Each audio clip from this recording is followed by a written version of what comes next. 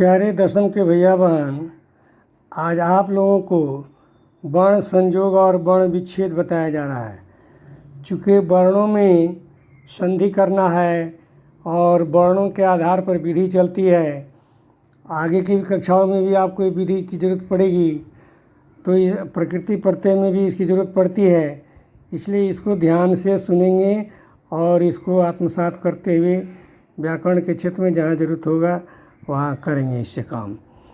अब देखिए, वर्ण संयोग है क, अ, ल, अ, स, अ। इन सबों को जोड़ने पे कलश हो गया। तो ये अ कहाँ चला गया? तो क में जो हलंत है अ लग गया तो हलंत हट गया। यानी किसी भी अक्षर में कुछ नहीं लगा है, हलंत भी नहीं लगा है, तो उसमें अ होता है। ये सीख लीजिए। ल में अ ल, स में अ श। ये कलश मोटे तौर पे 3 अक्षर दिखाई पड़ते हैं, लेकिन छिपे हुए अ को लेकर के ये 6 अक्षर हो गए, 6 वर्ण हो गए। दूसरा, अब देखिए विमला है। विमला में भी 6 अक्षर हैं, तो ऊपर वाले में अ है, नीचे वाले में आ आया, अ और आ दिखाया गया, और वी में ई भी दिखाई गई। अब देखिए प्रभु, प के बाद र तब अ, प्रभु। प्रभु में 5 अक्षर हो गए। अब मैं मोटे तौर पर क्लास रहता तब पूछता, बताइए प्रभु में तीसरा अक्षर कौन है, तो लोग लगते चक्कर खाने, लेकिन अब वो संभव नहीं हो पा रहा है।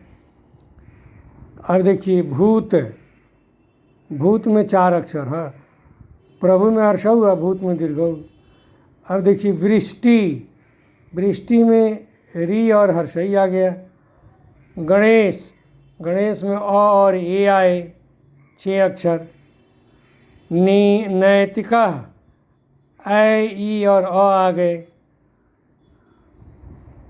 गणेश में ए था और इसमें ऐ है, ए और ऐ का जिनका शंका है समाधान कर लीजिए। अब देखिए अगला शोकाकुला, स ओकार आ उ और अ सब व्यंजन में लगे हैं। शोकाकुला, इसमें 8 अक्षर आ गए। अब देखिए यौगिका, इसमें 6 अक्षर आ गए। यौगिक में आ गए 6 अक्षर। अब देखिए शंका, शंका में आ गए 4 अक्षर। अब देखिए कक्षा, कक्षा में आ गए 5 अक्षर। पत्रिका, त्रि, पत्रिका में आ गए 7 अक्षर।